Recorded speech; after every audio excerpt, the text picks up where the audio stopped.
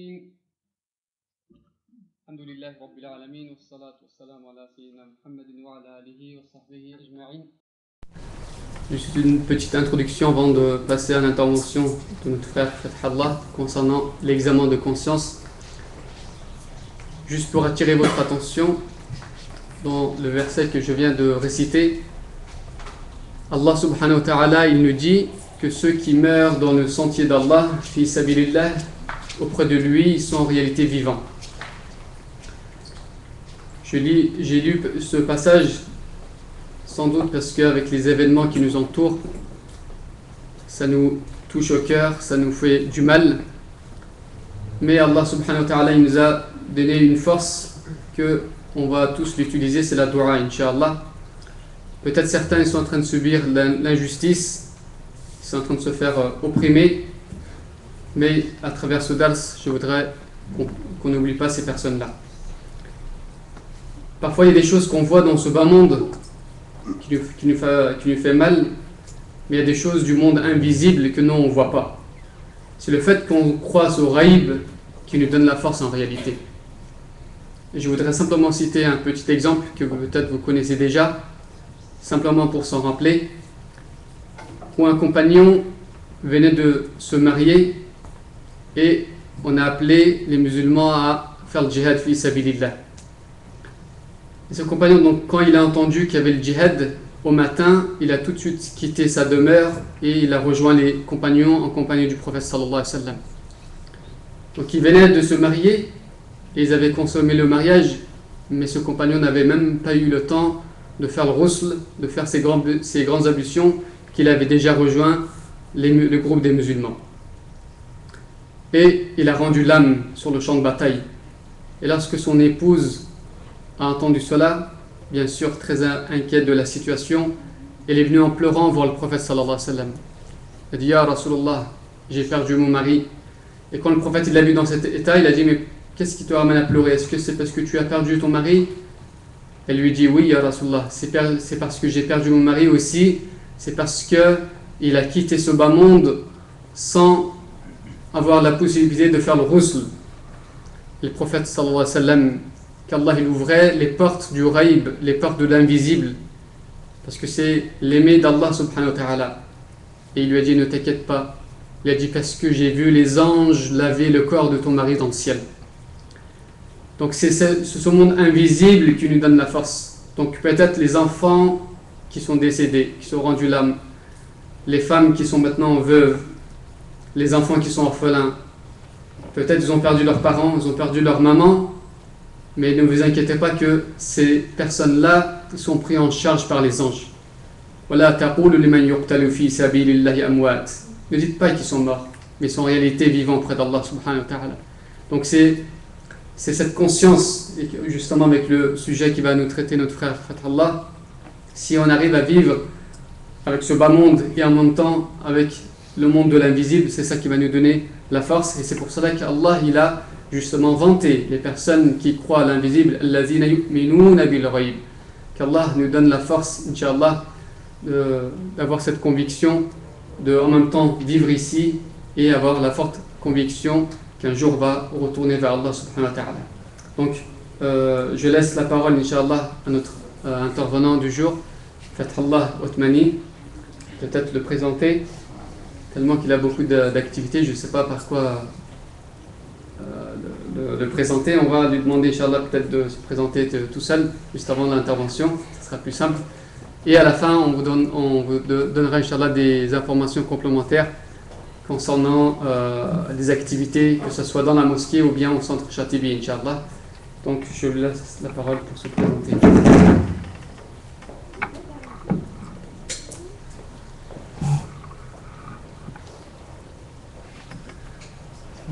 أعوذ بالله السميع العليم من الشيطان الرجيم بسم الله الرحمن الرحيم إن الحمد لله نحمده تعالى ونستعينه ونسترشده ونعوذ بالله من شرور أنفسنا ومن سيئات أعمالنا من يهده الله فهو المهتد ومن يضلل فلن تجد له وليا مرشدا ونشهد أن لا إله إلا الله وحده لا شريك له ونشهد أن محمدا عبده ورسوله اللهم صل على محمد وعلى آل محمد كما صليت على إبراهيم وعلى آل إبراهيم وبارك على محمد وعلى آل محمد كما باركت على إبراهيم وعلى آل إبراهيم في العالمين إنك حميد مجيد.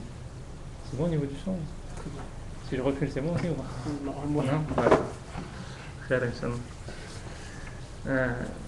Donc je vais essayer de traiter un sujet qui est difficile à traiter parce que c'est un sujet qui est, comme on le verra, qui est profondément intime, qui concerne chacun d'entre nous. Et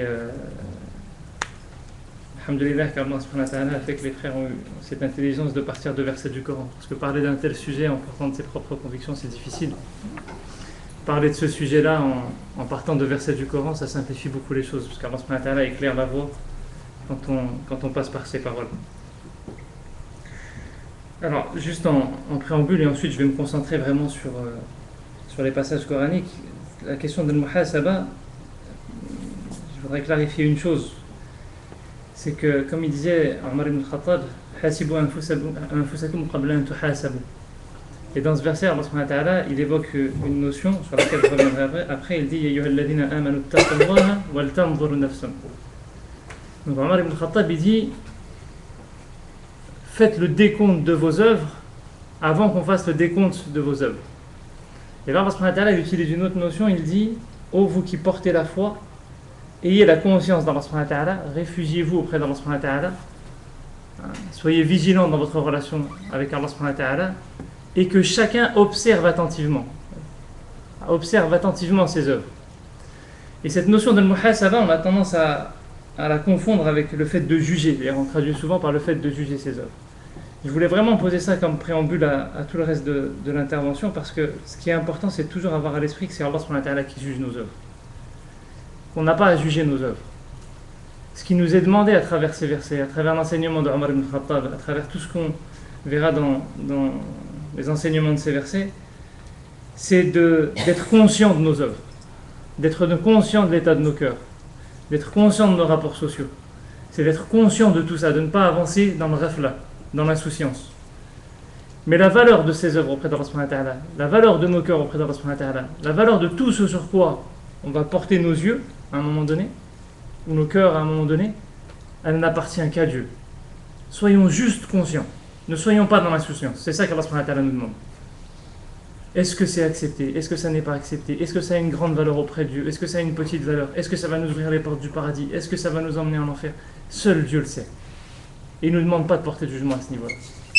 Donc c'est vraiment important de l'avoir à l'esprit, parce que je reviendrai peut-être pas forcément dessus tout au long de l'intervention. En tout cas, j'essaierai par moment de rappeler ce principe-là, mais c'était important qu'on ait ce point de départ à l'esprit.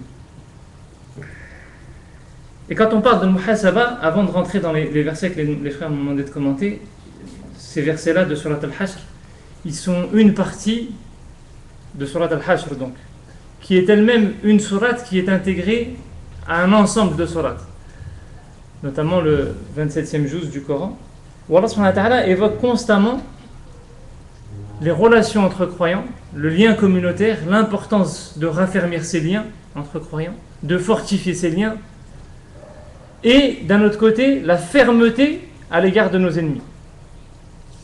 Et ce sont les enseignements qui reviennent constamment à travers les sourates de cette partie du Coran. Et quand Allah subhanahu wa ta'ala nous demande dans ce passage que j'ai cité juste avant, ô vous qui portez la foi, ayez cette conscience d'Allah subhanahu wa ta'ala et regardez vos œuvres, on aurait tendance à tout de suite vouloir se focaliser sur les œuvres, nos prières, nos péchés, etc. Et on va voir en fait que finalement il y a trois niveaux d'œuvres qu'Allah subhanahu wa ta'ala nous demande trois champs plutôt qu'Allah subhanahu wa ta'ala nous demande sur lesquels Allah subhanahu wa ta'ala nous demande de porter attention. Le premier de ces trois champs, c'est le champ de nos relations sociales. Parce que cette sourate-là, Allah subhanahu wa ta'ala, quand il fait venir ces versets, c'est une sourate qui commence par un enseignement qui est important. Allah subhanahu wa ta'ala nous dit « Sabbaha lillahi ma fis samawati wa ma fil ard » Tout ce qu'il y a dans les cieux et ce qu'il y a dans la terre glorifie Allah subhanahu wa ta'ala. Et ensuite, il va nous donner des enseignements sur Banu Israël. Je vais revenir sur ce passage-là. Ensuite, sur l'état des croyants, de ceux qui portent la foi. Et ensuite, sur l'état des hypocrites. Et après, il enchaîne avec ce verset. Et on nous dit qu'en fait, ces versets nous demandent de méditer par rapport à tous les versets qui ont précédé juste avant. Et quand Allah subhanahu wa ta'ala nous dit « Sabbaha » dans le Coran, On sait qu'il y a des passages du Coran où Allah subhanahu wa ta'ala il dit Yusabbihu lillah. Il l'utilise là au passé, sabbaha. Et quand il l'utilise au passé, pourquoi est-ce qu'il l'utilise au passé? Parce que à chaque fois qu'Allah subhanahu wa ta'ala dit Sabbaha lillahi ma fis samawati wa ma fil ard, il fait référence à des conflits. Il fait référence à des guerres. Donc il fait référence à des rapports sociaux. Constamment, quand vous verrez ce passage-là dans le Coran être évoqué, il revient dans le Coran régulièrement, c'est qu'Allah subhanahu wa ta'ala est en train de faire référence à un conflit. Et là, il va y avoir un conflit qui va être évoqué justement juste après. Et pourquoi est-ce qu'il l'évoque au passé? Parce qu'Allah subhanahu wa ta'ala nous demande d'évaluer notre relation, notre position dans ces relations conflictuelles. D'évaluer notre attitude dans ces relations conflictuelles, mais que ces relations conflictuelles doivent rester dans le domaine du passé. Elles doivent avoir une fin à un moment donné. Elles doivent se terminer à un moment donné. Parce que l'objectif de l'homme sur Terre, ça n'est pas d'être constamment dans ce conflit-là. Et le premier des enseignements dans ces rapports sociaux, donc je vais rester sur la partie sur les rapports sociaux, qu'Allah subhanahu wa ta'ala nous demande d'évaluer, il nous parle de Banu Israël. Et il nous raconte notamment l'histoire de Banu Nadir. Banu Nadir, c'est une tribu qui avait un pacte, qui avait une alliance avec le prophète et avec les musulmans. Donc pendant la période médinoise, après la bataille d'Uhud, donc on est déjà avancé dans la période de la révélation. Et ils ont trahi le prophète. Donc la caractéristique qui va être mise en évidence dans ces versets, c'est la trahison de Banu Israël. Ils ont tenté d'assassiner le prophète. Ils ont essayé de comploter contre le prophète. Et il nous dit la caractéristique de Banu Israël, il nous dit il nous dit ce sont ceux, Allah subhanahu wa ta'ala va dévoiler qui? Ceux qui sortent, ceux qui transgressent la norme d'Allah subhanahu wa ta'ala. Et le premier élément, Allah subhanahu wa ta'ala, il nous dit est-ce que vous êtes dans le respect de la norme? Et quand vous n'êtes pas dans le respect de la norme, est-ce que vous êtes dans la trahison? Dans vos relations sociales entre vous, comment est-ce que vous interagissez? Est-ce que vous êtes dans le respect de la norme ou est-ce que vous êtes dans la trahison de cette norme? Mais la première des questions, c'est quelle est la norme? C'est-à-dire qu'Allah subhanahu wa ta'ala est en train de nous parler de sa norme à lui. Et il nous demande, la première des choses, d'évaluer comment est-ce qu'on se comporte par rapport à sa norme à lui. Comment est-ce qu'on se comporte? Et là, Allah subhanahu wa ta'ala traduit cette norme-là dans la relation avec le prophète, qui est l'élément le plus explicite de la norme divine. Comme elle disait Aïcha, son caractère traduisait le Coran. Il était le modèle explicite de la révélation.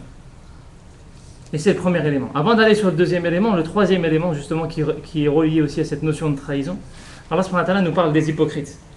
Et les hypocrites, il nous dit Wallahu yashhadu innahum lakathibun. Il met en évidence le fait qu'ils sont des menteurs et qu'ils sont constamment dans le mensonge, qu'ils ont créé une société basée sur le faux. Il n'y a rien de vrai dans leurs relations.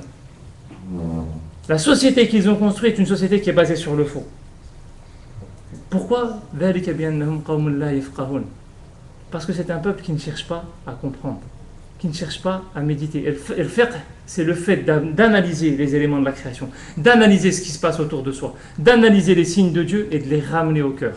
Comme il disait l'imam Shafi'i, faqaha, c'est que tu pars de l'extérieur et tu reviens à l'intérieur. Et Allah subhanahu wa ta'ala nous dit comment est-ce que vous vous comportez dans vos relations entre vous? Comment vous vous comportez quand vous avez des problèmes entre vous? Est-ce que vous êtes dans le faux? Est-ce que vous essayez de masquer la vérité? Ou est-ce que vous essayez de faire sortir la lumière? Et justement, la caractéristique des croyants qui sont évoqués au milieu, les croyants sont évoqués dans la relation justement du partage, de l'altruisme entre eux. Et il nous dit Ulaika humus sadiqun, ulaika humul muflihun, un peu plus loin.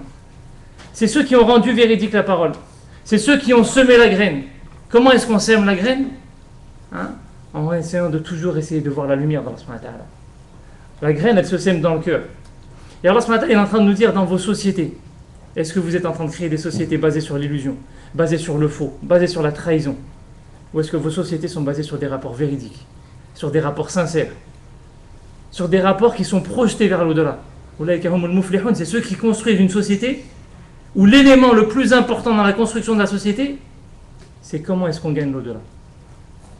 Et donc la première des choses, avant de nous demander d'évaluer nos cœurs, d'évaluer nos œuvres, d'évaluer quoi que ce soit, Allah subhanahu wa ta'ala nous dit évaluez vos rapports sociaux. Évaluez les rapports que vous avez entre vous. Et d'ailleurs la suite des versets que je vais commenter, certains commentateurs disent que la suite en réalité, elle est dans Surat al-Mumtahana, quand Allah subhanahu wa ta'ala il dit Ya ayyuhalladhina amanu la tattakhidhu aduwi wa aduwakum awliya. Ne prenez pas, ô vous qui portez la foi, ne prenez pas mes ennemis et vos ennemis comme alliés. C'est-à-dire qu'Allah subhanahu wa ta'ala est en train de nous dire construisez vos sociétés de manière saine. Parce que parfois on peut avoir cette gêne. Et là, Luqman a évoqué une chose au départ qui est importante. Dans cette histoire de Banu Israël, qui a été évoquée au début par rapport à Banu Nadir, on peut pas faire on est obligé de faire une parenthèse sur ce qui est en train de se passer en Palestine. Le prophète, quand il nous parle du message, il nous dit Ballighu anni walaw aya. Transmettez de moi ne serait-ce qu'un verset, ne serait-ce qu'un signe, ne serait-ce qu'une parole, mais transmettez de moi. Wa haddithu an bani Israël wala haraj. C'est-à-dire, au moment où Allah subhanahu wa ta'ala nous appelle à transmettre ce message, c'est-à-dire qu'il est en train de nous dire transmettez ce message pour que les gens vivent avec ce message-là, pour que les gens vivent avec ce mode de vie-là. Et il nous dit la première des choses, parler de Banu Israël sans gêne. C'est-à-dire qu'Allah subhanahu wa ta'ala et le prophète il est en train de nous dire va venir des périodes où vous allez être gênés de dire la vérité. On essaye de couvrir, de dire oui, mais on essaie de trouver des excuses, on essaie de trouver des solutions à cette attitude qui n'a même plus de nom, à ces massacres qui sont orchestrés. Ou alors on se tait, ou alors on passe sous silence, ou alors on se dit il y a d'autres préoccupations qui sont plus importantes. Et le prophète nous dit wa haddithu, c'est un ordre. Après qu'il nous donne l'ordre de transmettre le message, il nous donne l'ordre de parler de Banu Israël. Voilà haraj. Et le prophète termine en disant et celui qui ment à mon sujet qu'il prépare sa place en enfer. Et il relie donc ces trois enseignements ensemble. C'est-à-dire qu'Allah subhanahu wa ta'ala est en train de nous dire vos sociétés, soit elles seront basées sur la vérité, et soit elles seront basées sur la capacité à savoir qui sont vos véritables alliés, et à être dans la véritable résistance, et à n'avoir aucune crainte de qui que ce soit face à une parole de vérité. Soit vous allez vous retrouver dans la première catégorie, soit dans la dernière catégorie. Et la première des choses qu'Allah subhanahu wa ta'ala nous demande d'évaluer, avant même d'évaluer la relation qu'on va avoir avec soi-même ou nos œuvres, quels sont nos rapports sociaux? Comment est-ce qu'on fonctionne entre nous? Et ça, cette vérité-là, il faut la ramener même à la petite échelle, à nos familles. Est-ce que ce sont des vraies relations véridiques? Est-ce qu'on affronte la vérité? Ou est-ce qu'on se cache? Est-ce qu'on laisse le faux s'installer? Parce qu'on a peur d'affronter la vérité. Est-ce qu'on est dans des rapports de trahison parce qu'on cherche nos intérêts, nos héritages, nos ceci, tout ce qu'on veut? Ou est-ce qu'on fait en sorte que ce soit le vrai qui soit installé? Même si parfois il peut faire mal, parce que passer le cap du frère watawasaw bil haqqi watawasaw bis sabr. Allah subhanahu wa ta'ala nous dit ceux qui se conseillent mutuellement, c'est pas tout seul, ensemble la vérité, ils vont devoir se conseiller ensemble la patience. Parce que quand tu passes par la vérité, tu es obligé de passer par la patience. Il y a une difficulté dans la voie de la vérité. C'est une épreuve cette vie-là. Et dans nos familles, c'est la même chose. Est-ce qu'on installe cette part de vérité-là? Est-ce qu'on s'aime pour aller vers l'au-delà? Ou est-ce qu'on laisse le faux s'installer? La première des choses qu'il faut évaluer, c'est nos rapports sociaux entre nous. La deuxième des choses, quand Allah subhanahu wa ta'ala il dit, dans le verset, Ya ayyuhalladhina amanu ittaqullaha wal tanzur nafsum ma qaddamat li ghad. Wattaqullaha inna Allaha khabirun bima ta'malun. On voit dans ce verset qu'Allah subhanahu wa ta'ala il revient deux fois avec la notion de taqwa. Il nous dit, oh vous qui portez la foi, ittaqullah, ayez la conscience d'Allah subhanahu wa ta'ala, ayez la vigilance par rapport à Allah subhanahu wa ta'ala. Réfugiez-vous auprès d'Allah subhanahu wa ta'ala. La taqwa, c'est aller aussi prendre refuge. Il y en a qui disent c'est la taqiyya, c'est la crainte, mais il y en a qui disent c'est le waqaya, c'est le fait de prendre refuge. Et il nous dit wal tanzur nafsun ma qaddamat li ghad. Et que chacun observe attentivement ce qu'elle a préparé pour demain. Et il revient wattaqullah une deuxième fois. Il insiste sur cette notion de taqwa, c'est-à-dire qu'il enferme cette notion de muhasaba, cet examen de conscience entre les deux notions de taqwa. Et il nous dit, et Dieu sait parfaitement ce que vous faites. Rien que dans ce verset-là, il y a plusieurs enseignements à tirer. Le premier enseignement, il nous amène au deuxième niveau d'analyse d'examen de conscience qu'on doit avoir. Le deuxième niveau d'examen de conscience, c'est examiner nos œuvres. Parce que les commentateurs du Coran disent, si Allah subhanahu wa ta'ala a mis en évidence ces deux notions de taqwa, c'est pour mettre en évidence les œuvres de bien que l'on fait. Soyez vigilants par rapport à ces œuvres de bien. Regardez attentivement vos œuvres et soyez vigilants par rapport à vos œuvres de mal, à vos œuvres néfastes. Et donc Allah subhanahu wa ta'ala est en train de nous dire, évaluez vos œuvres.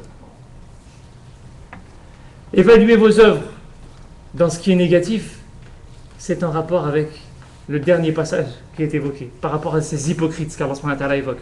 Est-ce que vous êtes parmi ces hypocrites-là? N'as-tu pas vu ceux qui sont... C'est pas qu'ils sont hypocrites, qui sont dans l'attitude hypocrite. C'est-à-dire qu'Allah subhanahu wa ta'ala le conjugue. On pourrait dire qu'il hypocrise, mais ça ne se dit pas en français. C'est-à-dire que c'est quelque chose qui est enraciné, qui se cultive chez eux. Et le prophète nous enseigne des signes de nifaq. C'est-à-dire que comment est-ce qu'on va évaluer si on est dans cette relation d'hypocrisie? Et il y a une chose qui est importante, c'est qu'Allah subhanahu wa ta'ala, quand il parle de l'hypocrite dans le Coran, et qu'il nous parle du châtiment des hypocrites, on sait qu'il y a deux niveaux dans l'hypocrisie. Il y a l'état d'hypocrisie, où à un moment donné, on va se laisser prendre par ce monde-là, et on ne va plus faire les choses pour Dieu. On va faire les choses pour un tel, pour telle autre personne, pour que les gens nous disent il a ceci, ou pour que les gens ils disent il a cela, ou pour que les gens ils disent mais il est bien, il sait bien parler, ou pour que les gens ou ta famille elle dise ceci ou cela. Ça c'est un niveau d'hypocrisie. Et le deuxième niveau d'hypocrisie c'est de manière néfaste. وَالَّذِينَ يَقُولُونَ non. وَإِذَا لَقُوا الَّذِينَ آمَنُوا قَالُوا آمَنَّا وَإِذَا خَلَوْا إِلَى شَيَاطِينِهِمْ قَالُوا إِنَّا مَعَكُمْ إِنَّمَا نَحْنُ مُسْتَهْزِئُونَ. Ceux qui, de manière catégorique, quand ils sont avec les croyants, ils disent on porte la foi, et quand ils sont avec les shayatines, ils disent on fait que se moquer d'eux. Donc il y a deux niveaux dans l'hypocrisie.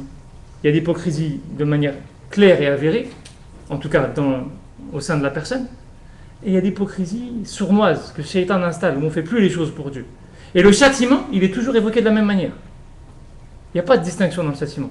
Quand on regarde dans le Coran, les versets du Coran, Allah subhanahu wa ta'ala parle de châtiment de la même manière. C'est-à-dire que l'évaluation de l'hypocrisie, c'est quelque chose de très important. Et encore une fois, en intégrant le fait qu'on ne pourra jamais se juger hypocrite. On peut juste évaluer nos œuvres, on peut juste être conscient de l'état de nos œuvres, parce que là on parle des œuvres. Et quand on parle de nos œuvres, le prophète il dit il y a 5 œuvres. Lorsqu'il parle, il ment. Quand il dit le prophète lorsqu'il parle, il ment, le mensonge, c'est quelque chose qui s'installe avec le temps. C'est que parfois on ment parce qu'on se dit ouais mais là j'ai pas le choix, je suis obligé de mentir, et puis après on se dit mais ça c'est un mensonge qui n'est pas important, et puis ça, jusqu'à ce que Allah subhanahu wa ta'ala il va l'inscrire parmi les menteurs. Il passe son temps à mentir naturellement, même quand il n'a pas besoin de mentir, il ment. Pourquoi? Parce que c'est enraciné. Mais ça a démarré comment? Il n'est pas né menteur. Tout enfant naît sur le fitra, tout enfant naît saint. Mais il a ouvert une brèche à un moment donné, il a commencé. Et quand il a commencé, il n'est pas revenu. Il n'a pas fait de tauba, il n'est pas revenu vers Allah subhanahu wa ta'ala. Il a continué à s'enraciner, 1 fois, 2 fois, 3 fois. Quand il parle, il ment. Quand il promet, il trahit. Et on va voir que c'est que des éléments qui sont dans les relations entre les hommes, cette expression de l'hypocrisie, alors que c'est quelque chose qui est enraciné au plus profond de chacun, et qu'Allah nous préserve de l'hypocrisie. Alors subhanahu wa ta'ala, il dit, le prophète il dit, quand il parle, il ment. Quand il promet, il trahit. Quand on lui donne sa confiance, il ne respecte pas cette confiance-là. Quand il se dispute avec les gens, il dépasse les limites. Et quand il établit un pacte, il ne respecte pas son pacte. Les 5 enseignements qui nous sont donnés sont que des enseignements dans l'interaction avec les gens. Quand on parle pas tout seul. Quand on fait un pacte, on ne fait pas un pacte avec soi-même. On peut faire un pacte avec soi-même, mais là, le hadith du prophète, il est explicite, c'est par rapport aux autres. C'est-à-dire que le meilleur moyen d'évaluer son état de cœur dans sa relation à Dieu, alors ce matin, il nous dit évaluez vos œuvres dans les rapports que vous avez avec les autres.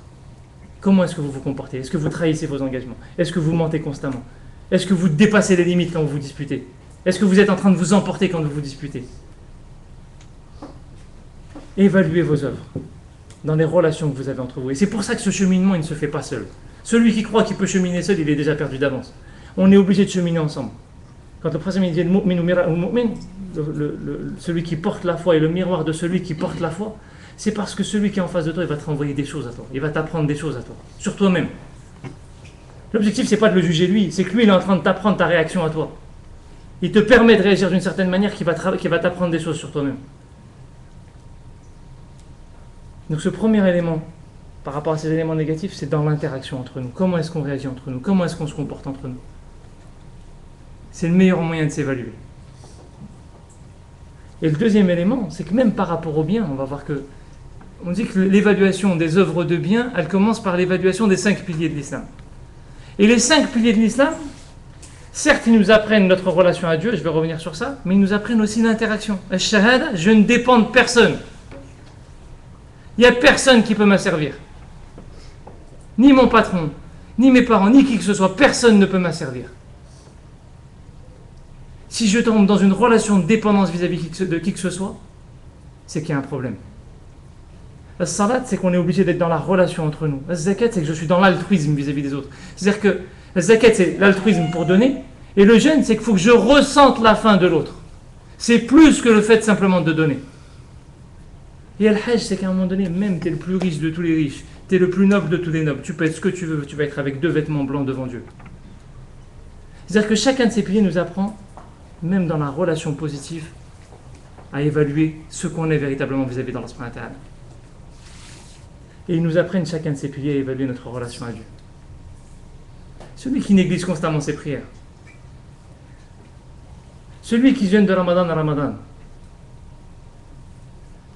celui qu'on est obligé, qui est dans le calcul au centime près par rapport à sa zakat et qui essaye de faire en sorte de ne pas la payer, celui qui retarde constamment le hajj en se trouvant des excuses, c'est un moyen d'évaluer sa relation à Dieu. Ce ne sont que des œuvres. Ça ne veut pas dire que tu es aimé de Dieu ou que tu n'es pas aimé de Dieu, que tu le fasses ou que tu ne le fasses pas, mais sois conscient de ton état. Alors c'est ce qu'il te demande. Qu'est-ce que tu as avancé? Sois conscient, observe attentivement. Parce qu'Allah va les observer. Lui, il voit plus loin que l'œuvre. Mais toi, observe-le attentivement. Est-ce qu'on est conscient de nos œuvres? Ou est-ce que les jours passent, les semaines passent, les années passent, et 10 ans après, fais le bilan de 10 ans en arrière. Tu ne sais pas ce qui s'est passé en 10 ans. Tu te dis, j'ai pas avancé. Mais pourquoi tu n'as pas avancé? Parce qu'entre aujourd'hui et demain, il y a eu un problème. Entre demain et après-demain, il y a eu un problème. Et il y a une chose qui est importante dans ce verset, c'est que dans ces versets, il nous parle au départ du futur. Pour demain. Et progressivement, au fur et à mesure des versets, il va nous ramener au passé. Je reviendrai sur les versets par la suite. Mais Allah est en train de nous dire, vous êtes constamment en train de regarder le futur. Ce qui vous en apprend le plus sur vos vies, c'est le passé. Vous êtes constamment en train de vous projeter, il faut que ceci, il faut que j'achète une maison, il faut que je réussisse dans cette vie-là, il faut que... Le prophète Allah est en train de nous dire, regardez ce qui se passe derrière vous. Et c'est pour ça qu'Allah il passe son temps à nous apprendre les histoires des prophètes. Regardez ce qui se passe derrière vous, c'est ça qui va vous apprendre comment vous comporter demain. Les grandes stratégies, les plans sur la comète, tout ça, c'est... Regarde ce qui s'est passé hier, regarde ce qui s'est passé avant-hier, et change aujourd'hui. Et quand tu vas te projeter vers demain, tu vas te projeter vers l'au-delà. L'irad, c'est l'au-delà. Et on reviendra sur ce verset après, justement. Donc ça, c'est le deuxième niveau. C'est-à-dire que dans nos relations sociales, c'est la première des choses. La deuxième des choses, c'est par rapport à nos œuvres. Mais qu'est-ce qu'Allah subhanahu wa ta'ala regarde en priorité? Il regarde nos cœurs. C'est-à-dire que le jour où on va être présenté devant Dieu, c'est l'état de nos cœurs qui va être présenté. Nos œuvres, tu peux faire les plus grandes des œuvres, tu peux passer ta nuit en prière, tu peux faire tout ce que tu veux. Et tu peux être le plus grand des hypocrites. Et tu peux avoir même loupé constamment Salat al-Fajr. Tu peux être empêtré dans toutes les embrouilles de la terre.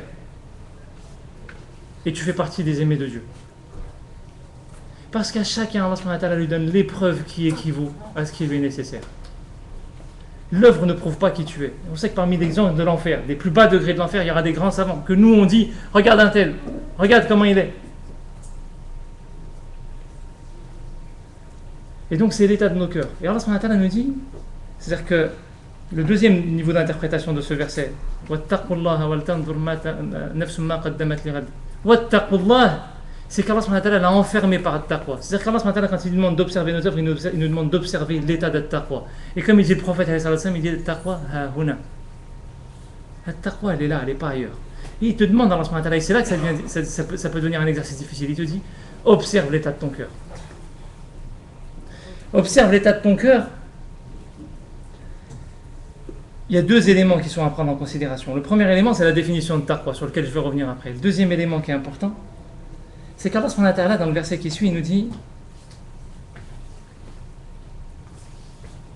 وَلَا تَكُونُوا كَالَّذِينَ نَسُوا اللَّهَ فَأَنْسَاهُمْ أَنفُسَهُمْ أُولَٰئِكَ هُمُ الْفَاسِقُونَ. Allah subhanahu wa ta'ala est en train de nous dire que parmi les clés qui nous permettent d'évaluer cette taqwa, la première des choses que tu vas devoir évaluer, c'est وَلَا تَكُونُوا كَالَّذِينَ نَسُوا اللَّهَ. Ne sois pas parmi ceux qui oublient. Mais on oublie, on est insane. On est parmi ceux qui oublient naturellement. On ne peut pas faire autrement.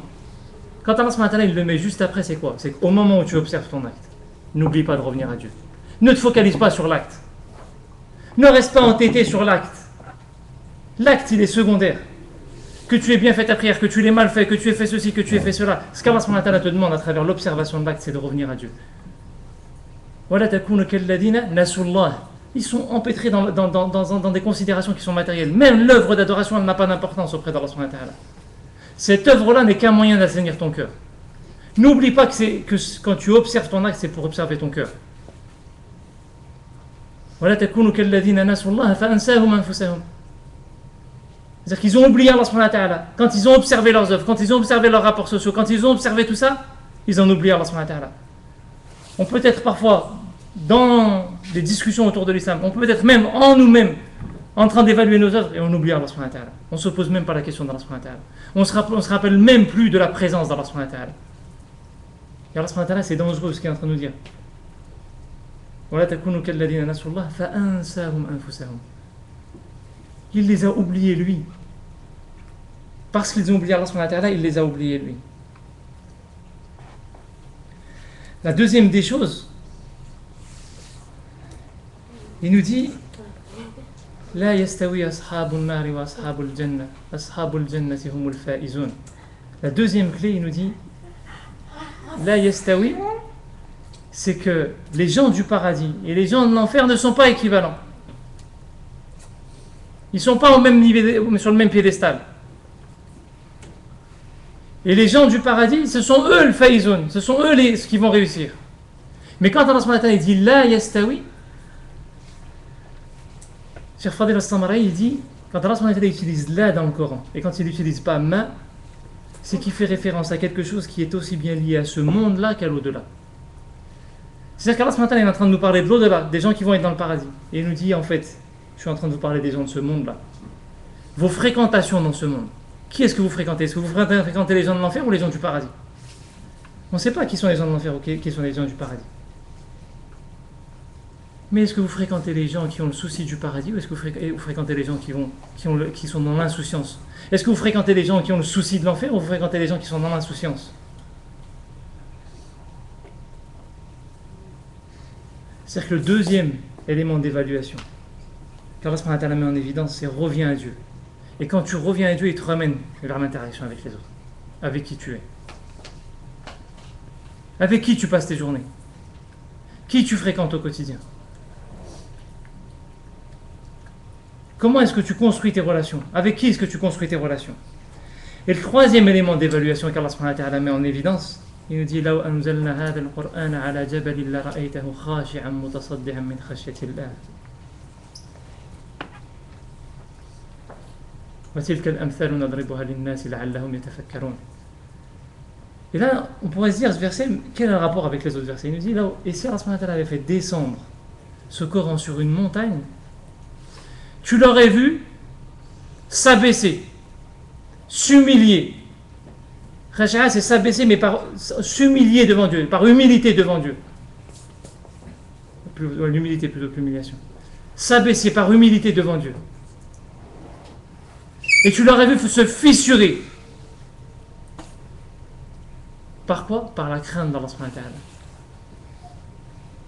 wa ta'ala. Et voilà le signe, des signes par lesquels on enseigne aux gens, afin qu'ils méditent, fakara, c'est la racine inverse de kafara. C'est le fait d'être constamment dans cette méditation qui nous permet d'éviter de tomber dans le kufr.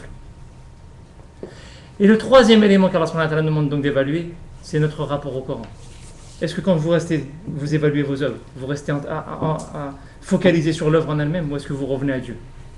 Est-ce que quand vous revenez à Dieu, ça vous permet de redéfinir vos relations avec les gens, de choisir les personnes avec qui vous allez construire vos relations? Et surtout, est-ce que ça vous permet de redéfinir votre relation au Coran? Est-ce que vous allez l'ouvrir de Ramadan en Ramadan? Est-ce que vous allez continuer à négliger ce Coran-là? Ou est-ce que cette parole, quand vous l'ouvrez, vous allez encore la lire de manière en défilant, sans prendre le temps de chercher à comprendre. Où est-ce qu'elle va abaisser vos cœurs, provoquer de l'humilité dans vos cœurs? Est-ce qu'elle va fissurer vos cœurs? Est-ce qu'elle va provoquer un tremblement de terre à l'intérieur? C'est-à-dire qu'Allah ce matin il nous dit l'œuvre, elle ne sert qu'à vous ramener à Dieu. Elle ne sert qu'à vous permettre de redéfinir vos relations sociales. Et elle ne sert qu'à vous permettre de redéfinir votre relation à Dieu. Et la relation à Dieu, elle est essentiellement dans le Coran. Reviens à ton cœur pour mieux réagir avec les gens et pour mieux construire ta relation à Dieu. C'est les trois clés qu'Allah te donne pour pouvoir bien gérer cette muhasaba. Et quand Allah disait le deuxième élément qui est important, c'est que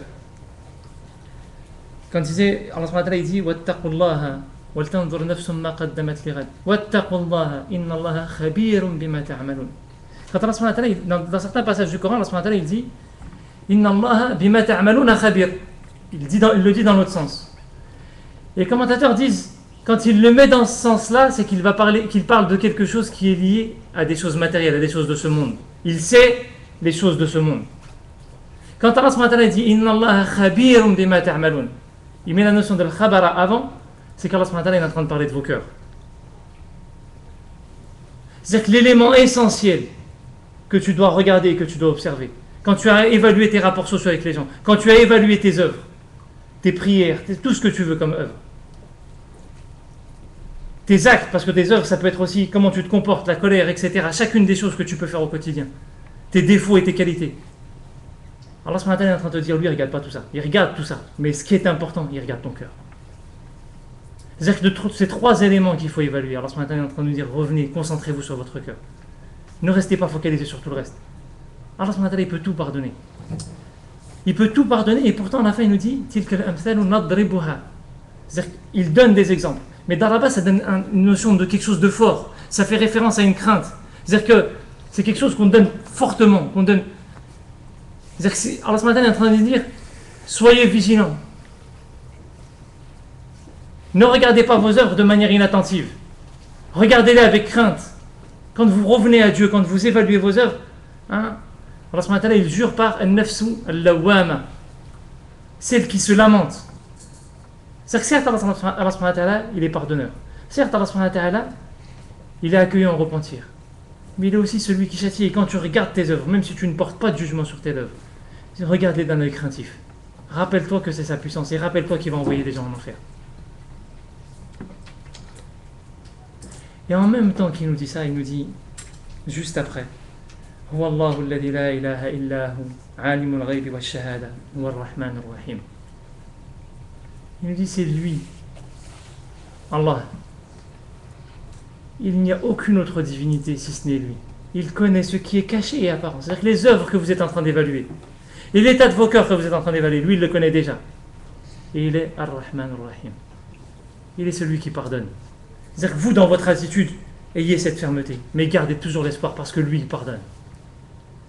Wa Ar-Rahman Ar-Rahim. Il est doux avec vous. Il a un lien avec vous. Donc ne perdez jamais cet espoir. Ayez cette vigilance. Ne soyez pas insouciants dans cette vie-là. Ne soyez pas comme des bœufs. Comme il nous dit Allah subhanahu wa ta'ala. Ne soyez pas inattentifs. Ne soyez pas comme un bœuf qu'on conduit à l'abattoir. Soyez vigilants. Soyez craintifs. Ayez de la fermeté par rapport à vos œuvres. Mais en même temps que vous avez cette fermeté, soyez toujours conscients d'une chose, c'est qu'Allah subhanahu wa ta'ala pardonne tout. Et que ce monde-là, il n'a aucune valeur. Et que celui qui revient à Dieu, comme Adam alayhi salam, la première des choses qu'il va faire, c'est qu'il va revenir à Dieu. Allah subhanahu wa ta'ala, c'est ça qui est le plus important pour lui. Que vous reveniez.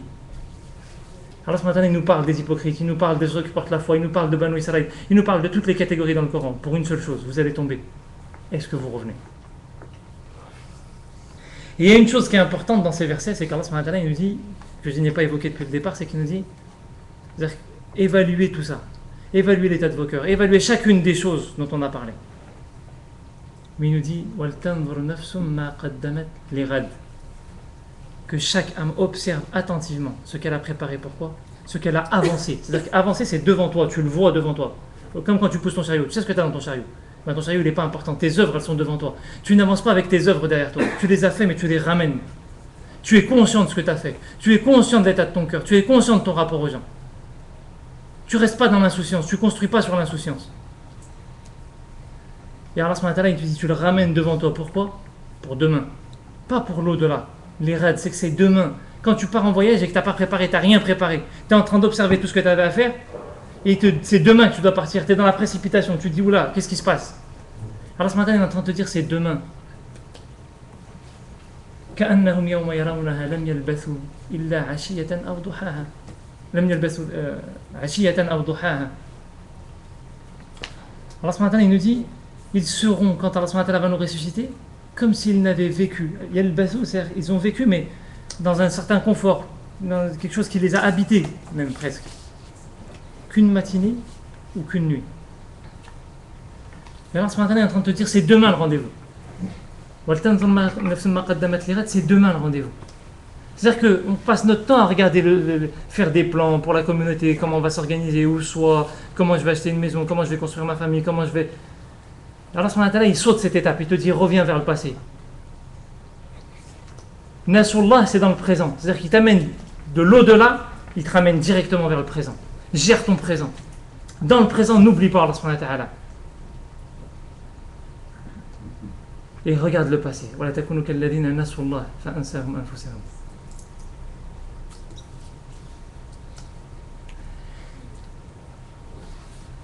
Et donc par rapport à cet ordre qu'Allah subhanahu wa ta'ala nous donne, parce qu'Allah subhanahu wa ta'ala donne cet ordre, ittaqullah wal tanzur nafsum ma qaddamat lighad. Ce sont des ordres qu'Allah subhanahu wa ta'ala te donne. C'est-à-dire qu'il ne nous laisse pas le choix.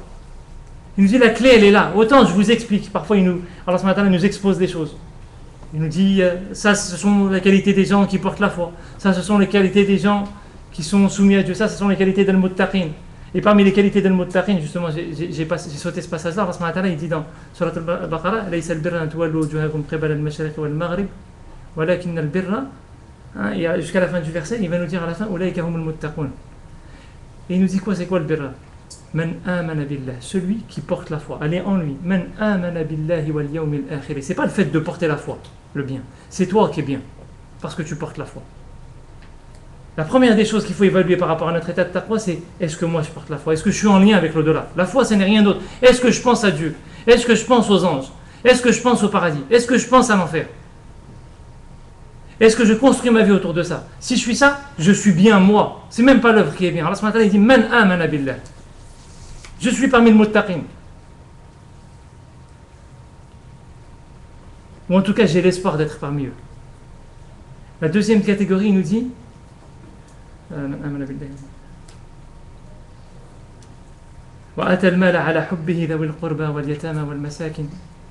nous dit ceux qui se détachent, qui donnent, ils ne sont pas amoureux de ce monde.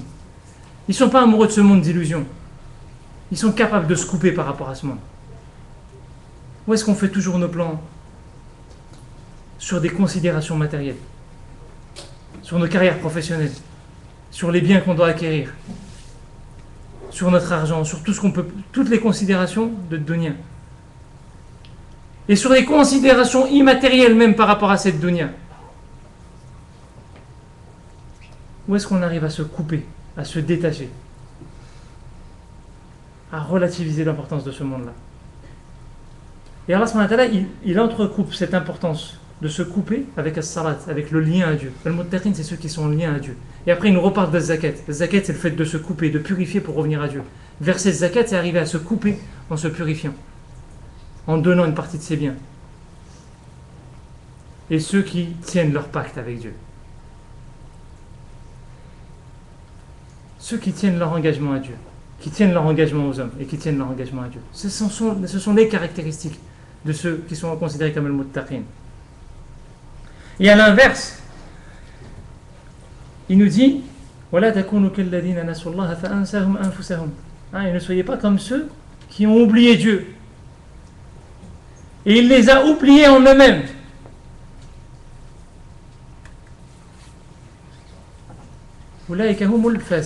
Et ce sont eux, le fasiqun. Ce sont eux qui sortent de la voie. Allah subhanahu wa ta'ala nous trace la voie pour aller vers lui et on nous dit ceux qui oublient Allah subhanahu wa ta'ala, ce sont ceux qui sortent de la voie. Comment est-ce qu'on évalue si on sort de la voie? Allah subhanahu wa ta'ala dans le Coran il parle constamment de al-fasiqun. Il y a 4 éléments importants qu'on peut retenir de al-fasiqun, ou 5 éléments. Le premier, il donne une considération très matérielle. وَلَا تَأْكُلُوا مِمَّا لَمْ يُذْكَرِ اسْمُ اللَّهِ عَلَيْهِ. Allah subhanahu wa ta'ala, il nous dit, parmi ceux qui sont considérés comme le fasiqoun, il nous dit, et ne mangez pas de ce sur quoi on n'a pas mentionné le nom de Dieu. C'est-à-dire qu'Allah subhanahu wa ta'ala est en train de dire, au-delà de la consommation, là, il nous dit dans vos actes de consommation, quand vous mangez, l'exemple le plus explicite, c'est quand tu vas manger. Ne soyez pas parmi ceux qui ne mentionnent pas le nom de Dieu dessus. C'est en référence à la viande. Mais tout ce que vous consommez, est-ce que vous vous rappelez de Dieu quand vous consommez? Ou est-ce que vous consommez par amour de ces biens de ce monde-là? Ou est-ce que vous consommez pour cumuler des biens? Ou est-ce que vous consommez pour vous enrichir? Ou est-ce que vous consommez uniquement pour vous rappeler de Dieu? Quand Allah subhanahu wa ta'ala nous dit Ya ayyuhalladhina amanu Ya ayyuhan nasu taqu rabbakum. Subhanallah, dans le début de Baqara.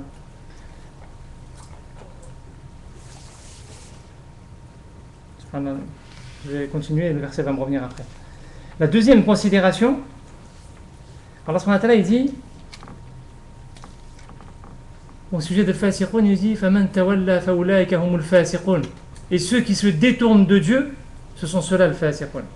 Allah subhanahu wa ta'ala nous a donné un mois, le mois de Ramadan, où on vient à Dieu pendant ce mois-là. Allah subhanahu wa ta'ala il ouvre toutes les portes. Et on se rapproche d'Allah subhanahu wa ta'ala, et on se rapproche du Coran, et on passe notre temps à lire le Coran dans ce mois-là. Et on multiplie les prières de la nuit. Et pourtant Allah subhanahu wa ta'ala il nous dit une chose, soyez vigilants. Parce que ceux qui se détournent, c'est-à-dire qu'après qu'on soit venu à Dieu, et qu'on fait marche arrière, et qu'on revient, ce sont ceux-là les pervers. Ce sont ceux-là qui sortent de la voie. C'est-à-dire que le mois de Ramadan il va finir, ça y est, on est dans les 10 derniers jours. On est en train d'accélérer le rythme pour essayer de bénéficier au maximum de ce mois. Mais le jour le plus important de tous ces jours qui vont arriver, c'est le jour qui va suivre Ramadan. La nuit la plus importante, elle est dans les 10 dernières nuits. Le jour le plus important, il est après. Est-ce qu'on va continuer à s'attacher? Est-ce qu'on va rester attaché à Dieu? Ou est-ce qu'on va commencer petit à petit à s'oublier? On va commencer petit à petit à partir, à retomber dans nos préoccupations de ce monde. Ou pendant 30 jours, on a fait les efforts et après, on recommence à ramener nos passions petit à petit, à ramener l'intérêt de ce monde-là, à ramener l'intérêt de l'amour de ses richesses, à ramener l'intérêt de quelles que soient les passions qu'on peut avoir dans ce monde-là, qui vont reprendre le dessus. Et elles ne vont pas reprendre le dessus en 6 mois. Parce que Shaitan, dès le premier jour, il va commencer. Et c'est pour ça que le prophète nous donne les 6 jours. C'est une préservation. Comme quand on fait le nawafil, les prières surrogatoires, avant et après les prières. On protège la prière principale. Avant et après le Ramadan, on protège le mois de Ramadan. Pourquoi? Pour qu'après on essaye de continuer à garder ce rythme le plus longtemps possible. Et on va chuter, et on va tomber. Comme pendant ce mois, on chute parfois aussi. Moins souvent, mais on chute aussi. Est-ce qu'on va être parmi ceux qui reviennent? Ou on va être parmi ceux qui continuent à partir et à s'éloigner? Parce que ceux qui continuent à partir et à s'éloigner, ce sont eux le fasiqoun. Ce sont eux les pervers. Allah subhanahu wa ta'ala leur a ouvert une porte. Il nous a ouvert une porte. Est-ce qu'on va être parmi ceux qui partent ou est-ce qu'on va être parmi ceux qui ont compris? Parce que les hypocrites, la caractéristique qu'ils leur donnent au début, si vous vous souvenez, c'était un peuple qui quoi? La yafqahun. Ils ne regardent pas ce qui se passe, ils ne regardent pas les signes, ils ne les ramènent pas à l'intérieur, ils ne comprennent pas les signes d'Allah subhanahu wa ta'ala. Ils ne comprennent pas le refuge qu'Allah subhanahu wa ta'ala leur propose. Le signe, c'est un refuge. L'ayah, c'est un refuge. Allah subhanahu wa ta'ala nous propose des refuges et nous, on les fuit. Le verset que j'avais à l'esprit tout à l'heure, Allah subhanahu wa ta'ala, il dit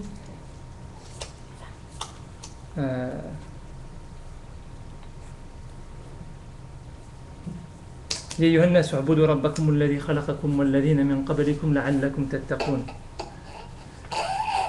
Allah subhanahu wa ta'ala il dit ô vous qui portez la foi, adorez votre Seigneur et ceux qui vous a créé ainsi que ceux qui vous ont précédés, peut-être atteindriez-vous at-taqwa. الذي جعل لكم الأرض فراشا والسماء بناء وأنزل من السماء ماء فأخرج به من الثمرات رزقا لكم فلا تجعلوا لله أندادا وأنتم تعلمون. Allah subhanahu wa ta'ala il nous parle de ces signes. Il a fait descendre la pluie, l'eau, la terre, il nous a tout donné. Pourquoi? Pour que vous n'associez pas à Dieu, que vous ne soyez pas parmi ceux.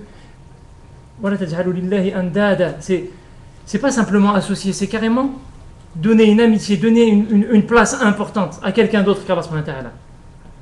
C'est-à-dire que les signes qu'Allah subhanahu wa ta'ala nous envoie nous servent juste à n'être dépendants que de lui. Et la première des choses qu'on évalue, c'est est-ce qu'on est constamment dans le rappel d'Allah subhanahu wa ta'ala, dans tout ce qu'on consomme, ou est-ce qu'on est dans l'oubli d'Allah subhanahu wa ta'ala. La deuxième des choses, c'est est-ce qu'on est parmi ceux qui reviennent. Parce que c'est important de faire le muhasaba, régulièrement, chaque jour qui passe, se poser la question de notre état. Mais est-ce qu'on revient ou est-ce qu'on a juste constaté? Et revenir, c'est ne pas arriver à revenir. Ça appartient à Dieu. C'est se donner les moyens. Est-ce que dans ma tête, je fais en sorte que ça devienne un souci de revenir? Est-ce que j'essaie de réfléchir à comment je vais faire pour revenir? Et Allah subhanahu wa ta'ala, il est juste. S'il sait que tu dois rester dans cette difficulté, parce que c'est ce qui va te préserver dans la foi, parce que tu es dans ce souci d'Allah subhanahu wa ta'ala, il va te laisser dans cette difficulté et c'est meilleur pour toi. S'il sait que tu dois arriver à revenir et à continuer à évoluer, il va te faire évoluer. Chacun il sait, parce que c'est le cœur qui est le plus important. Mais est-ce qu'on a le souci? Ou est-ce qu'on préfère tomber dans l'insouciance parce que c'est plus facile d'être dans l'insouciance? De se laisser porter, de se laisser couler, de se donner des excuses. Le troisième élément, qu'Allah subhanahu wa ta'ala évoque quand il parle de l'fasiqin, il dit وَمَنْ لَمْ يَحْكُمْ بِمَا أَنزَلَ اللَّهِ. Et ceux qui ne jugent pas parce qu'Allah subhanahu wa ta'ala a révélé. Il nous dit évaluez aussi votre relation au Coran. Est-ce que vous allez rester dans une relation au Coran? Est-ce que vous allez négliger le Coran encore pendant un an? Est-ce que vous allez chercher à comprendre ces paroles? Est-ce que vous allez chercher à méditer ces paroles? Chaque verset du Coran qui passe, il y a un enseignement. Chaque mot qu'Allah subhanahu wa ta'ala met dans le Coran, il y a un enseignement.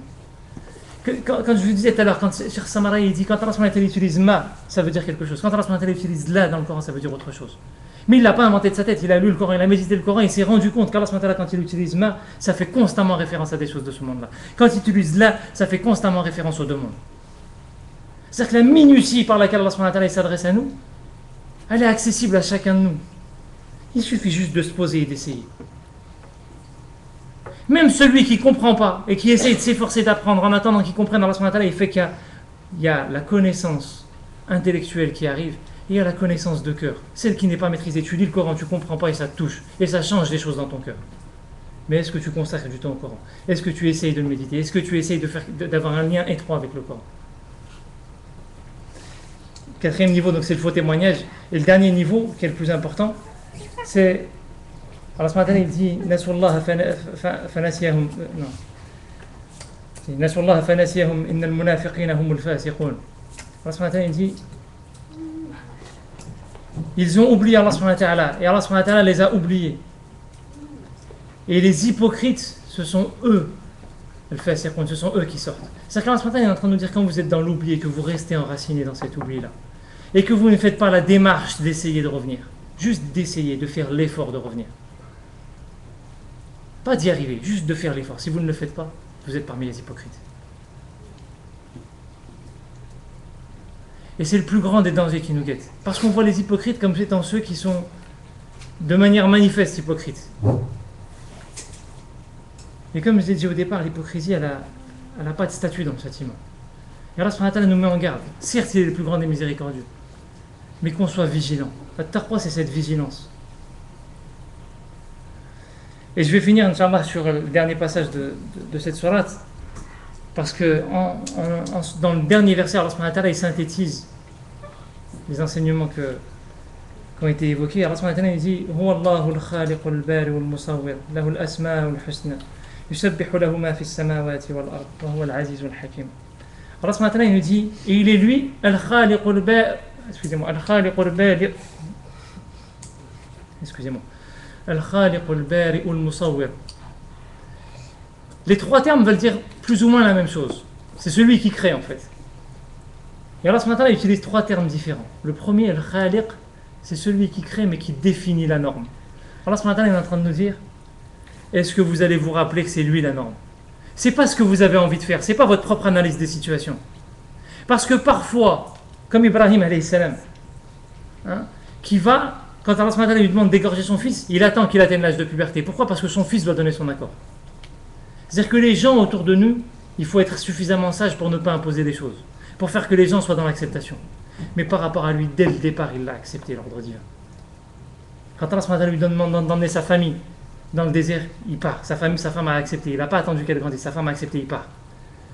Il ne se donne pas des excuses. Il n'essaye pas de trouver des solutions. Alors Allah subhanahu wa ta'ala a défini une norme, j'adhère à cette norme. Que je prenne le temps par rapport aux gens qui m'entourent, que je n'impose pas les règles par rapport aux gens qui m'entourent, c'est une chose. Que j'agisse avec sagesse avec les gens qui m'entourent, c'est une chose. Mais avec moi, je dois être conscient que quand je me trouve des excuses, c'est que je n'adhère pas à la norme qu'Allah subhanahu wa ta'ala a définie. Comment est-ce que je fais pour arriver à m'imposer cette norme-là? Huwa al-Khaliq, c'est d'abord c'est lui qui définit la norme, c'est lui qui définit la mesure des choses. Al-Bari, c'est celui qui donne vie, mais c'est-à-dire qui donne vie, c'est-à-dire qui détache. Allah subhanahu wa ta'ala est en train de nous dire, comme on associe souvent le Bari al-Fatir, c'est-à-dire que c'est celui qui a fondu le noyau, qui a fait naître l'âme.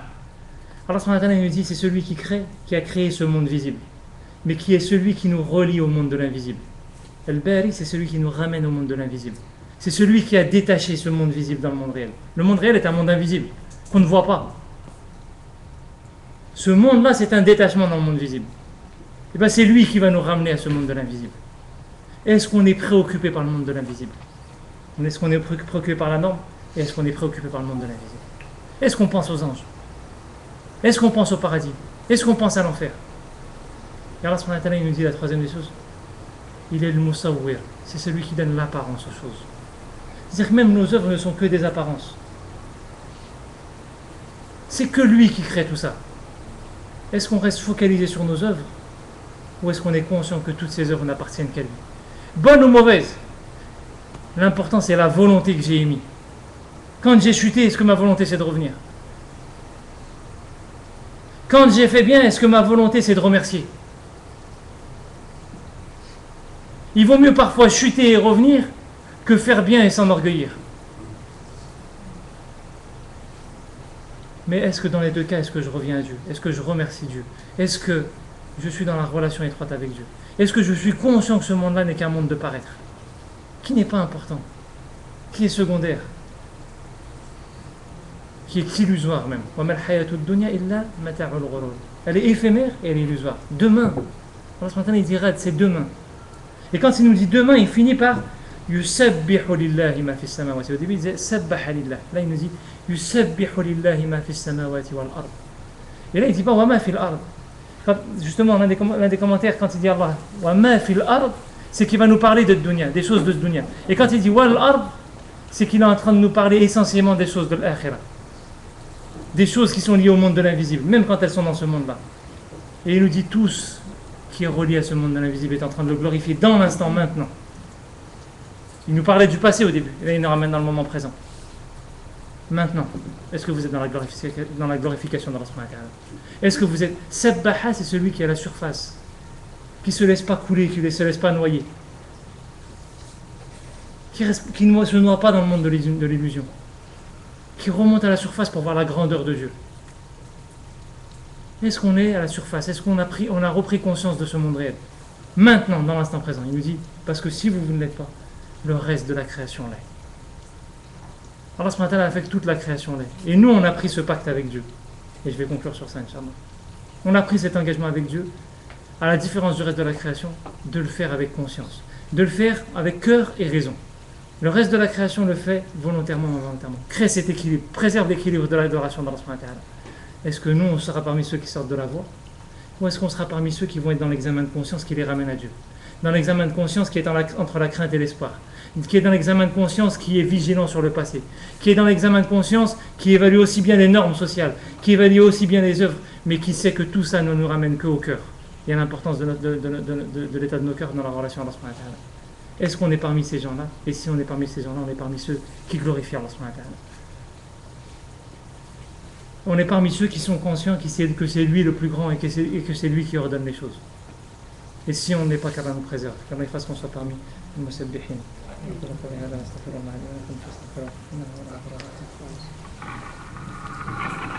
Merci pour l'intervention de frère Allah concernant l'examen de conscience. Allah fasse qu'on soit parmi les gens qui sans cesse font muhasaba, c'est-à-dire quand c'est la fin de la journée, qui puisse évaluer les bonnes et les mauvaises actions qu'il a accomplies. Donc on va passer, Inch'Allah, comme on a l'habitude de faire, passer aux questions et réponses. Donc si vous avez des questions à l'oral ou bien à l'écrite, on vous laisse la parole, que ce soit les frères ou bien les sœurs, Inch'Allah. Donc la parole est à vous.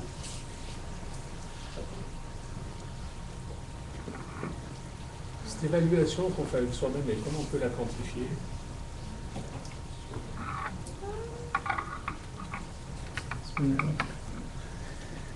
C'est-à-dire, il y a les trois niveaux. Il y a les œuvres. Ah, d'accord. Le frère il pose la question, l'évaluation qu'on fait avec soi-même, comment est-ce qu'on peut la quantifier? Il y a les œuvres qu'on a avec les gens. C'est les rapports sociaux, la norme. Comment est-ce qu'on interagit avec la norme? Ce sont des faits. D'accord? C'est-à-dire qui sont avérés. Donc c'est facile à évaluer. Nos œuvres, elles sont faciles à évaluer. Si j'ai prié, j'ai prié. Si j'ai pas prié, j'ai pas prié. Si je me suis mis en colère, je me suis mis en colère. Si j'ai réussi à rester patient dans une situation difficile, j'ai réussi à rester patient. L'état de nos cœurs, c'est ce que je disais tout à l'heure. C'est-à-dire qu'il y a trois clés que le prophète qu'Allah nous donne dans le Coran. Il dit, la première des choses, c'est est-ce que, même si ça ne se quantifie pas matériellement, mais c'est est-ce que j'ai une relation de conscience vis-à-vis d'Allah, est-ce que je suis dans le rappel d'Allah ou est-ce que je suis dans l'oubli d'Allah? Nasullah, c'est ça. La première des choses, est-ce que je suis dans le rappel d'Allah? La première des choses que je dois évaluer, c'est est-ce que mon cœur il est en lien avec Allah? Et cette évaluation de cœur, elle se fait aussi bien dans les moments de quiétude, parce qu'on parlait de nafs al-lawwama, mais l'objectif c'est d'aller vers le nafs al-mutma'inna, d'aller vers l'âme apaisée, que dans les moments où il y a un moment de colère. Est-ce que dans le moment de colère, mon cœur revient à Dieu? Ou est-ce que je me laisse emporter? C'est un moyen d'évaluation. Ça ne veut pas dire qu'Allah va accepter, qu'il va châtier, qu'il ne va pas châtier, ça on le laisse à Dieu. Mais moi je suis conscient de ce que j'ai fait. Je suis conscient de l'état de mon cœur dans cet instant. La deuxième des choses qu'Allah nous dit, comment est-ce que tu évalues ton cœur? Est-ce que tu es attiré par des gens qui sont passionnés que par ce monde, qui passent leur temps à te parler des affaires de ce monde-là? Quand Allah nous parle des gens du paradis et des gens de l'enfer, est-ce que je suis constamment attiré par cette dunya-là? Est-ce que je suis constamment attiré par des gens qui nous parlent de politique? Est-ce que je suis constamment attiré par des gens qui nous font l'analyse des conflits je ne sais où? Est-ce que je suis constamment attiré par des gens qui nous font de la philosophie sur je ne sais quelle considération? Est-ce que je suis constamment attiré par des gens qui nous parlent de science et de je ne sais quoi? Ou est-ce que je suis constamment attiré par des gens qui me parlent de Dieu? Quel que soit le sujet qu'ils vont évoquer, ils vont toujours le ramener à Dieu. Ils peuvent parler de tout, parce que tout n'est que création d'Allah. Mais à chaque fois, c'est Dieu qui est prépondérant. C'est l'apaisement qui va être prépondérant. C'est la relation à Dieu qui va être prépondérante. Qu'est-ce qui m'attire le plus? Les passions de ce monde, les richesses de ce monde, l'analyse politique dans ce monde? Ou Dieu? Dieu. Allah il prend l'exemple de Ahlul Jannah. C'est-à-dire que leur objectif, il n'est pas focalisé sur ce monde-là. Il parle du paradis avant toute chose. Il parle de l'enfer avant toute chose. Même quand il parle de ces choses de ce monde-là, ça n'est que parce que ça les ramène au paradis et à l'enfer. Et la troisième des considérations qui nous permet d'évaluer l'état de nos cœurs, c'est est-ce que j'ai une attirance pour aller vers le Coran ou pas? Ou est-ce que le Coran, je le fuis? Est-ce que je suis amoureux du Coran?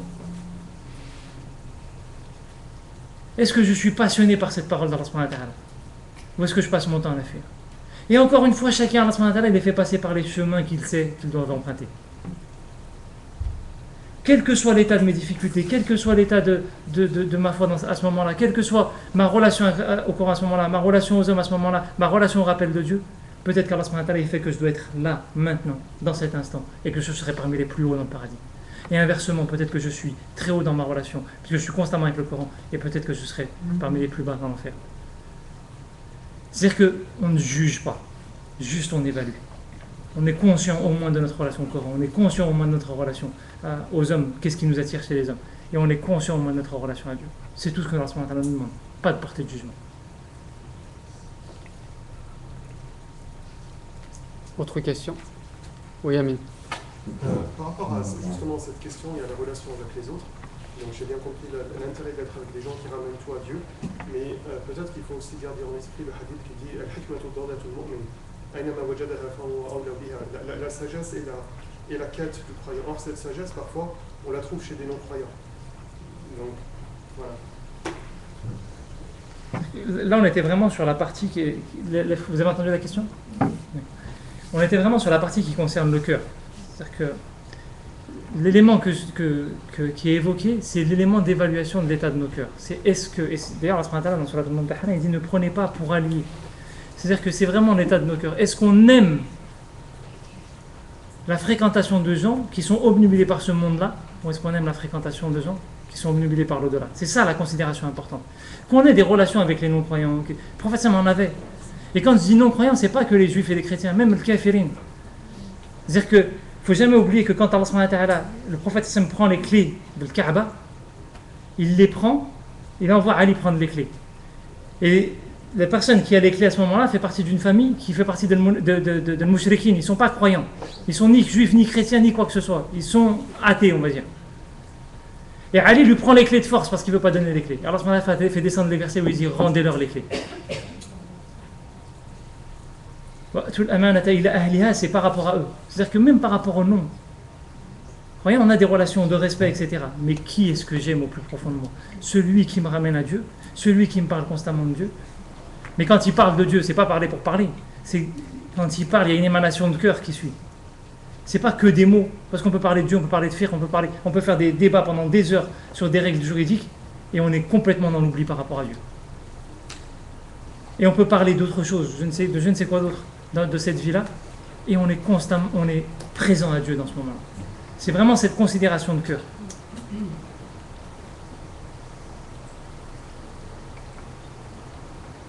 Autre question?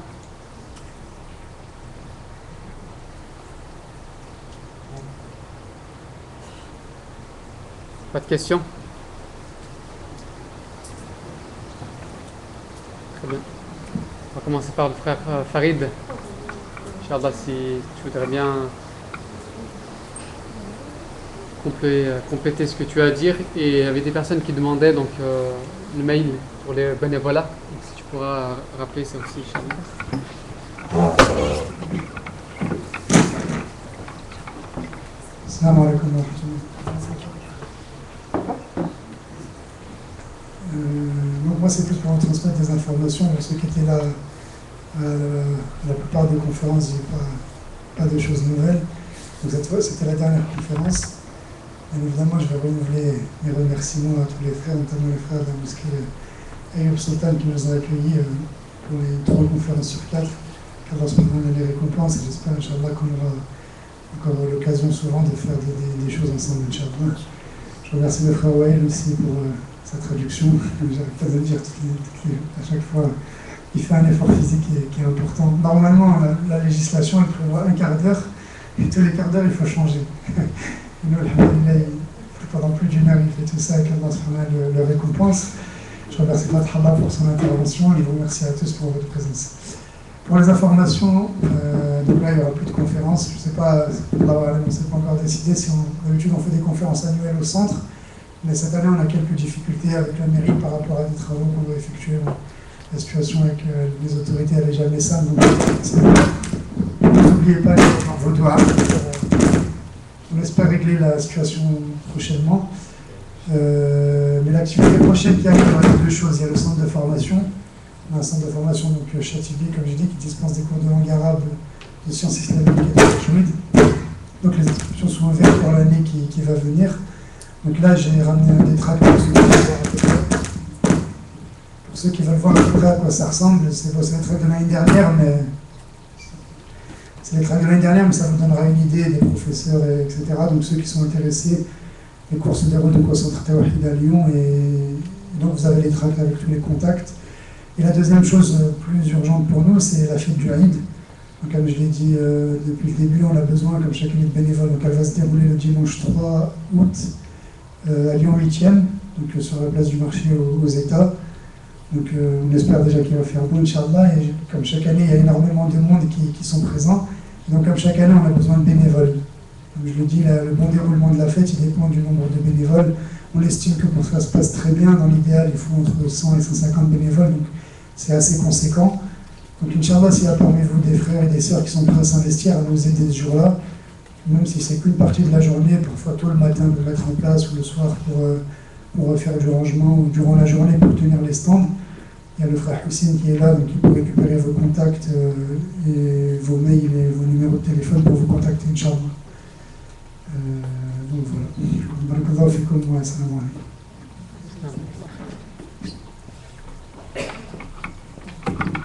Je termine avec une dernière information, Inch'Allah. Donc l'an passé, avec les frères de Chatibi, on a mis un cours commun ici à la mosquée. avec l'Institut Tahawi. Donc l'année prochaine, on va un peu changer de type de formation. Donc on était parti, nous, ici dans la mosquée, avec le centre Tahawi, sur un enseignement un peu classique. Donc on choisissait des livres qui étaient étudiés depuis dans l'histoire musulmane. Donc c'est tout facile le fait qu'on a certains profs qui sont un peu indisponibles durant l'année. Donc on va lancer des formations durant l'année. Donc, c'est bien des conférences, mais parfois les conférences, ça rentre d'un côté, ça reste un peu dans la tête, mais après ça ressort. Donc on veut faire des formations annuelles sur plusieurs thématiques. Ça peut être l'histoire du Coran, l'histoire du Hadith. On va définir, Inch'Allah, ces thématiques et on vous proposera, on peut même discuter avec les frères de Chatibi, de toujours le faire en partenariat, parce que c'est toujours lourd de lever une table seule. Donc quand on se met des deux côtés, c'est plus facile de lever la table. Donc on est dans cette optique. C'est pour ça qu'alhamdoulilah, on a l'écho, donc on est ouvert pour les conférences. Donc c'est une réussite. Et donc, Inch'Allah, je vous invite à contacter à partir du mois de septembre, ou bien peut-être que vous recevrez avant d'ici par mail. Donc info, donc vous ne voyez pas ici, donc info@tahawi.fr et non pas tawhid.fr. Ça ressemble, il y a des W, c'est Tahawi, non tahawi.fr. Donc info@tahawi.fr et on tiendra au courant, Inch'Allah, concernant les formations qu'on mettra en place. Donc ça sera à peu près une fois par mois, sur 3 heures, 4 heures. Pour vous motiver, ça sera peut-être gratuit, mais sur inscription. Parce que quand la personne, on va dire, qui prépare la formation, donc pas du temps, on a besoin que aussi les gens, lorsqu'ils viennent, ils prennent ces choses au sérieux. Pour que ce savoir puisse être ancré, Inch'Allah, dans vos esprits.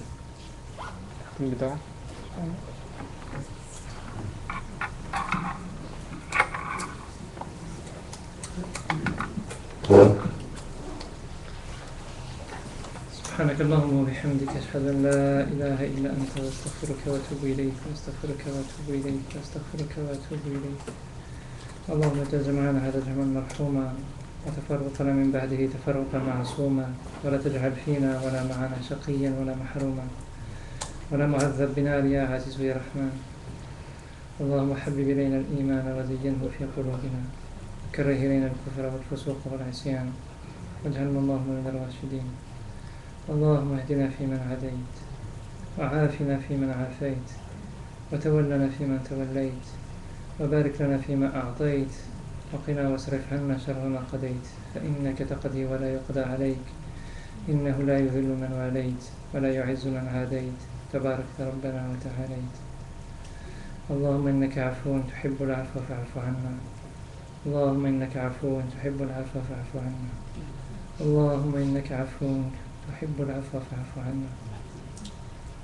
اللهم اقسم لنا من خشيتك ما تحول به بيننا وبين معصيتك ومن طاعتك ما تبلغنا به جنتك ومن اليقين ما تهون به علينا مصائب الدنيا ومتعنا اللهم بأسماعنا وأبصارنا وقوتنا أبدا ما أحييتنا واجعله الوارث منا واجعل ثأرنا على من ظلمنا وانصرنا على من عادانا ولا تجعل مصيبتنا في ديننا ولا تجعل مصيبتنا في ديننا ولا تجعل مصيبتنا في ديننا ولا تجعل الدنيا أكبر همنا ولا مبلغ علمنا ولا تسلط علينا من لا يخافك ولا يرحمنا.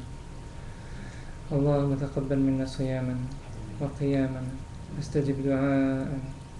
اللهم اجعلنا من عبادك الأولياء المقربين. اللهم اجعلنا من عبادك المحسنين. اللهم اجعلنا من عبادك المخلصين. اللهم اجعلنا من عبادك الذاكرين. اللهم اجعلنا من عبادك المصلين. اللهم اجعلنا من عبادك المؤمنين. اللهم اجعلنا من عبادك المتقين. اللهم رضاك والجنة. اللهم رضاك والجنة. اللهم رضاك والجنة وما قرب إليها من قول وعمل. اللهم اغفر لنا ذنوبنا وإسرافنا في أمرنا وثبت أقدامنا وانصرنا على القوم الكافرين. اللهم اجعلنا من أصحاب القرآن وعلمنا من القرآن ما جهلنا وذكرنا منه ما نسينا وارزقنا تلاوته آناء الليل وأطراف النهار.